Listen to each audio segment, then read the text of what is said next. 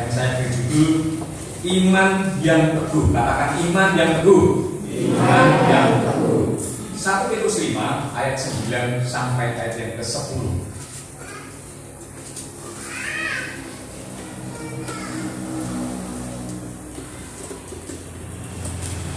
Saya menyampaikan salam sejahtera dari Tuhan kita Yesus Kristus. Salam saudara. 1 Petrus 5 ayat yang ke-9 sampai ayat yang ke-10. Saya akan membacakan ayat yang ke-9, saudara secara bersama-sama membacakan ayat yang ke-10. Iman yang teguh. Lawanlah dia, maksudnya lawanlah dia. Dia itu adalah iblis yang berjalan seperti singa yang mengaum-ngaum kalau saudara melihat atasnya. Jadi lawanlah iblis itu dengan iman yang teguh. Jadi iman yang teguh itu ya gunanya untuk melawan iblis. Iman yang teguh itu untuk melawan iblis. Pertanyaannya, bagaimana iman kita itu menjadi teguh? Kita baca sekali lagi atau kita baca selanjutnya. Sebab kamu tahu iman yang teguh itu bisa jadi sangat berkaitan dengan apa yang kita ketahui. Sekali lagi, iman yang teguh yang kita miliki itu bisa jadi sangat berkaitan dengan apa yang kita ketahui. Jadi apa yang kita ketahui itu bisa jadi membuat iman kita itu bisa menjadi teguh. Ya, seperti itu. Nah, itulah sebabnya melalui nats ini, berdasarkan nats ini 1 Petrus 5 ayat 9 sampai 10 ini, kita akan belajar paling tidak 3 hal yang harus kita ketahui agar iman kita itu menjadi teguh. Hal yang pertama adalah bahwa semua saudaramu di seluruh dunia menanggung penderitaan yang sama. Yang pertama, yang saya rangkum menjadi kalimat kita tidak sendiri. Ada teman-teman, ada rekan-rekan yang lain yang ternyata mengalami hal yang sama seperti yang kita alami. Jadi kita tidak sendiri. Kita simpan ya. Poin yang pertama atau hal pertama yang harus kita ketahui bahwa kita ini ternyata tidak sendiri. Yang kedua dan yang ketiga pada ayat yang ke-10 silakan dibaca bersama-sama. 1, 2, 3.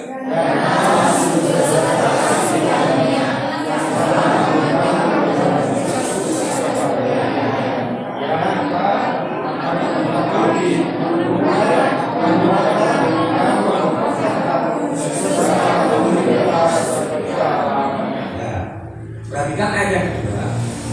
Ayat yang kedua itu atau poin yang kedua maksud saya. Poin yang kedua itu ada ayat yang 10 bagian B. Kenapa seperti itu?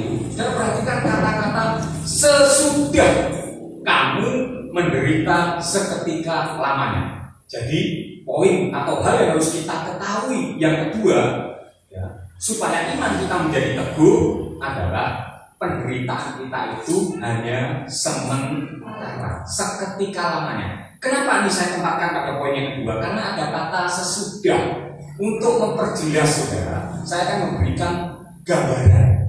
Saya punya anak 3. Anak yang pertama adalah Israel Supriyanto, nama biasa dipanggil itu. Anak yang pertama itu hal yang pertama tadi harus kita ketahui kira-kira seperti itu. Nah, kemudian miracle, anak yang ketiga miracle lahir sesudah Resa. Berarti anak saya yang kedua siapa? Tahu ya benar ya. Jadi kata sesudah, ya kata sesudah yang membelakangi kalimat atau kata-kata di depan kalimat sesudah itu akan saya jadikan poin yang kedua karena itu sesudah. Ya. Jadi sesudah kamu menderita seketika lamanya. Hal yang harus kita ketahui yang kedua adalah bahwa penderitaan kita itu seketika lamanya atau sementara.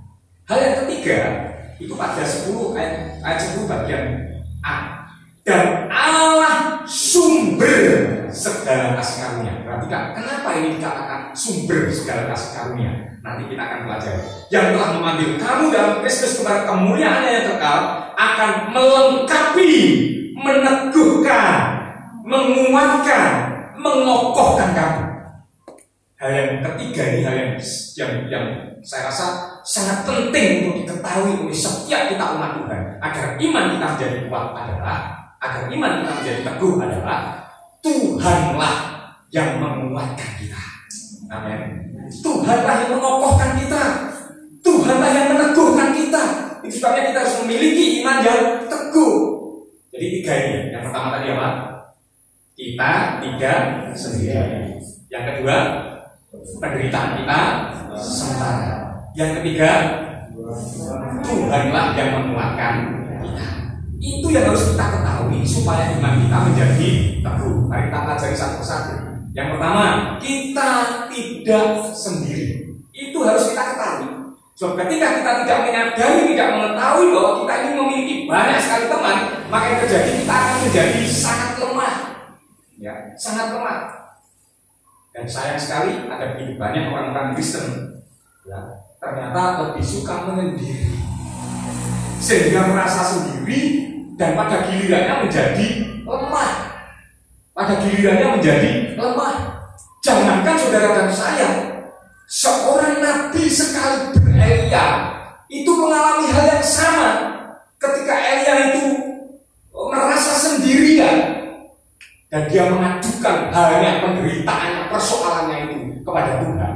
Dalam Roma pasal yang ke-11 ayat yang ke-2 sampai ayat yang ke-4, kalau saudara melihat itu Rasul Paulus menyitir, ya, dalam kisahnya sebenarnya dalam 1 Raja-Raja 18 kalau tidak salah.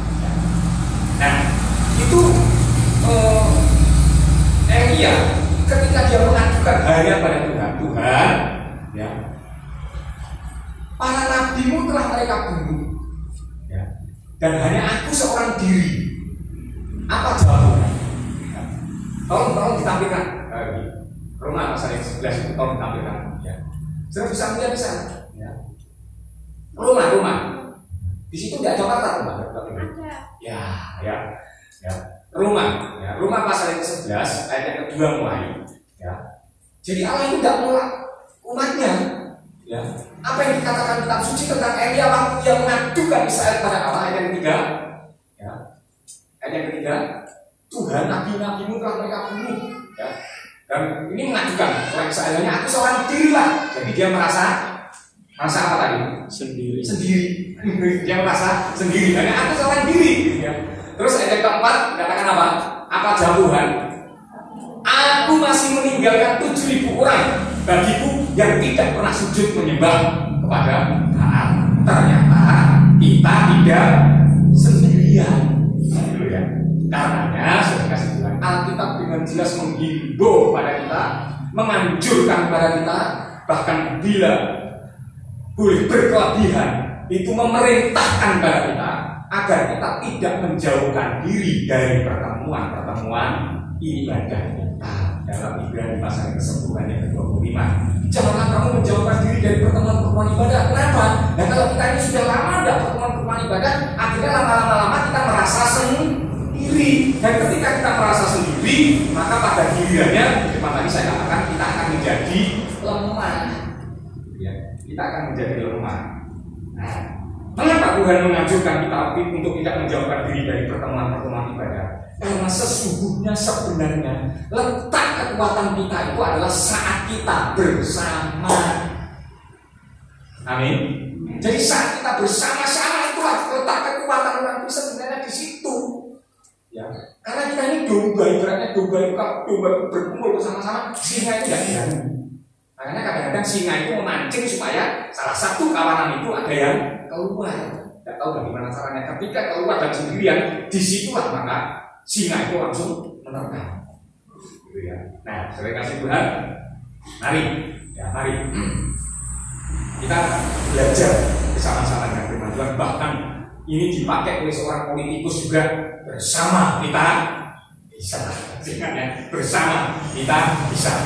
Kenapa? Karena kalau kita sendiri, maka kita akan stres. Ya, kita akan stres. Oleh kanan kirimu, jangan stres. Jangan stres.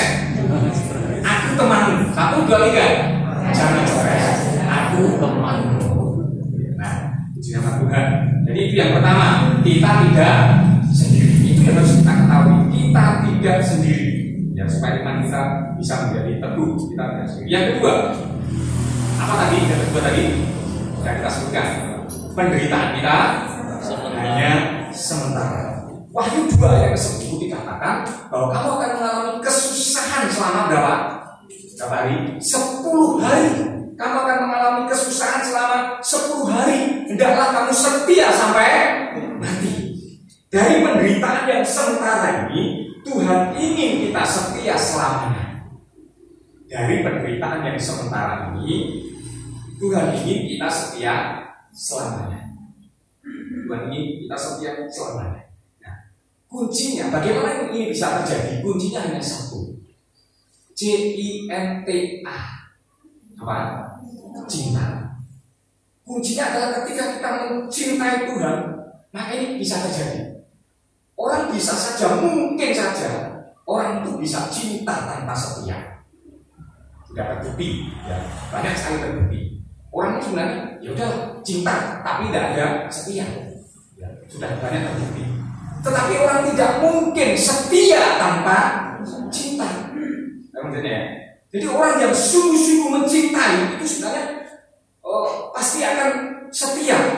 Tetapi orang yang hanya sekedar mencintai ya belum tentu bisa setia. Makanya mungkin saja orang bisa cinta tanpa setia, tetapi orang tidak mungkin setia tanpa cinta. Yang membuat saudara dan saya setia adalah cinta. Betul ya? Kenapa orang tidak bisa setia? Karena tidak sungguh-sungguh mencintai. Ya, bisa menangkap ya?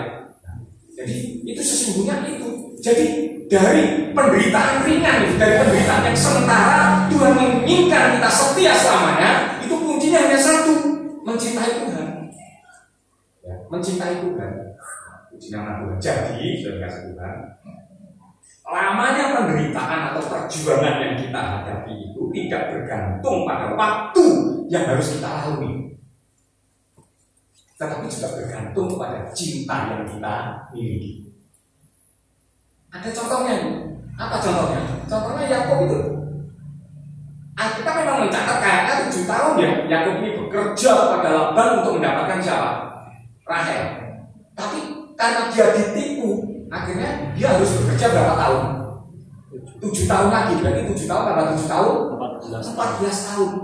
Tetapi yang kita mencatat, yang sekian tahun itu dirasakan pendek, dirasakan singkat, ya. Karena apa? Cintanya kepada Tuhan. Ketika saudara mencintai Tuhan, ya, penderitaan yang kita alami ini adalah penderitaan yang hanya bersifat sementara. Karena mari jangan fokus pada penderitaannya, tetapi fokuslah kepada cinta kita kepada Tuhan. Amin. Mari belajar untuk mencintai Tuhan dengan sungguh-sungguh. Karena cinta itulah yang membuat kita bisa tetap setia. Itu yang kedua. Hal yang harus kita ketahui adalah bahwa penderitaan kita itu sementara. Dan itu sementara itu sampai kapan? Ya tergantung pada cinta kita pada Tuhan. Kalau cinta kita pada Tuhan itu cinta yang luar biasa, maka yang terjadi penderitaan kita walaupun mungkin agak lama, itu menjadi sangat singkat. Tadi loh dalam kasusnya siapa? Yakub sama Rahel di 14 tahun hanya hanya kayak beberapa hari saja karena cintanya kepada Rahel. Jadi penderitaan kita itu hanya sementara. Itu yang harus menguatkan, meneguhkan iman kita. Yang terakhir, hal yang harus kita ketahui, yang pertama tadi kita tidak sendiri, kita ada begitu banyak teman. Ya, sehingga iman kita itu bisa berkobar-kobar, bisa bisa teguh gitu ya. Kemudian yang kedua adalah penderitaan kita itu sementara, tergantung kepada cinta yang kita miliki pada Tuhan. Semakin kita mencintai Tuhan, yang cepat atau lambat penderitaan kita itu no problem, tidak ada masalah. Ya, karena apa? Karena cinta kita pada Tuhan itu membuat yang lama bisa menjadi pendek. Ya, kemudian yang ketiga, Tuhanlah yang menguatkan kita. Ini yang saya rasa tadi begitu penting yang harus diketahui oleh setiap umat Tuhan. Nah, itu sebabnya ayat yang ke-10 bagian ayat itu, dan Allah sumber segala kasih karunia. Kenapa ini disebutkan? Karena Tuhan menguatkan kita itu melalui kasih karunia-Nya. Dan Allah yang menguatkan kita itu adalah sumber segala kasih karunia. Maka tepatlah Rasul Paulus menasihatkan pada anaknya Timotius dalam 2 Timotius pasal yang kedua yang pertama, jadilah kuat oleh apa? Kasih karunia dalam Kristus Yesus. Ingat tadi kasih karunia, ya, sumber kasih karunia memanggil kamu dalam Kristus Yesus dalam 1 Petrus 5 ayat 10. Jadi kita dipanggil dalam Kristus Yesus. Maka ya, karena Tuhan yang menguatkan kita oleh kasih karunia-Nya, maka ketika kita berada di dalam Kristus, maka kita memiliki iman yang kuat. Ya, memiliki iman yang kuat. Nah, jangan lupa saya memberitahu pada saudara bahwa wujud kasih karunia yang dari Tuhan itu bukan hanya sesuatu yang baik menurut kita, ya, bukan sesuatu yang wah kasih karunia itu mendapatkan sesuatu yang menurut kita itu wah ini berkat yang luar biasa. Kadang-kadang atau seringkali wujud kasih karunia atau Tuhan mewujudkan kasih karunia-Nya itu melalui penderitaan. Maka dalam Filipi 1:29 kamu dipanggil ya bukan hanya untuk percaya pada Kristus, tetapi kamu dipanggil juga untuk apa? Menderita untuk Dia. Sampai 29. Nah, dikaruniakan bukan saja dikarunia, kasih karunia loh, ya, dikaruniakan bukan untuk percaya saja pada Yesus, tetapi untuk apa? Menderita bagi Dia. Maka ketika Rasul Paulus itu mengalami penderitaan setiap orang itu sebenarnya memiliki yang namanya duri dalam daging. Ya, duri dalam daging. Rasul Paulus ketika menerima penglihatan yang luar biasa, ya, dia apa namanya pelayanannya luar biasa dan sebagainya. Tiba-tiba Tuhan mengirim apa? Utusan iblis untuk menggocok, dan itu merupakan duri dalam daging. Ya, secara persis kita tidak tahu apa itu, ya. Mungkin penyakit atau apa dan lain sebagainya tidak tahu. Tetapi ada duri dalam daging yang membuat Rasul Paulus itu tidak nyaman dalam melayani Tuhan di dalam miring Tuhan. Ya. Dan telah 3 kali ya, dalam 2 Korintus ayat yang 12, 2 Korintus 12 ayat 7 sampai 9. Ya, 2 Korintus 12 ayat 7 sampai 9. Telah 3 kali aku berseru pada Tuhan, dan apa jawab Tuhan? Cukuplah apa? Kasih karuniaku bagimu. Karena justru dalam kelemahanlah kuasaku menjadi sempurna. Kuasa Tuhan menjadi sempurna itu di dalam penderitaan, saudara. Kuasa Tuhan menjadi sempurna itu di dalam setiap persoalan-persoalan hidup yang kita alami, yang kita hadapi. Ya. Itulah sebabnya orang yang mengalami persoalan hidup oleh karena percaya pada Yesus itu disebut sebagai kasih karunia. Ya, kasih karunia. Nah, kenapa kuasa Tuhan itu menjadi sempurna dalam penderitaan? Karena sesungguhnya melalui penderitaanlah Tuhan melatih kekuatan kita. Tuhan melatih kekuatan kita itu tidak langsung kayak kekuatan enggak, tapi Tuhan melatih kekuatan kita sedemikian rupa sebagaimana nyanyian Musa dalam Ulangan 32 ayat 11, seperti burung elang Raja Wali yang menggoyang bangkitkan isi sarangnya, kemudian terbang di atas anak-anaknya dan menumpang salah satu di antara. Coba perhatikan Ulangan 32 ayat 11 itu dilatih. Jadi ketika kita mengalami penderitaan, mengalami persoalan dan sebagainya, kita sedang dilatih supaya kita menjadi orang Kristen yang kuat. Tuhanlah yang menguatkan kita. Amin. Jadi Tuhanlah yang menguatkan kita. Melalui apa? Melalui kasih karunia-Nya. Kasih karunia-Nya bisa diwujudkan melalui penderitaan. Kenapa demikian? Karena dalam penderitaan atau melalui penderitaan Tuhan melatih umat-Nya untuk memiliki iman yang teguh. Semua perlu latihan. Katakan 1, 2, 3. Semua perlu latihan.